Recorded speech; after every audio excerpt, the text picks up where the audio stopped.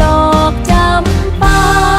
ไปบานพิษบนแตกช่ออ่อนพิษมองเขาเลยมอง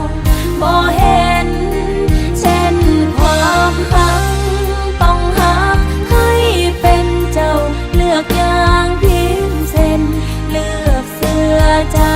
เขาเจ้าดอกจำปาให้กลับมาหักเจ้าของ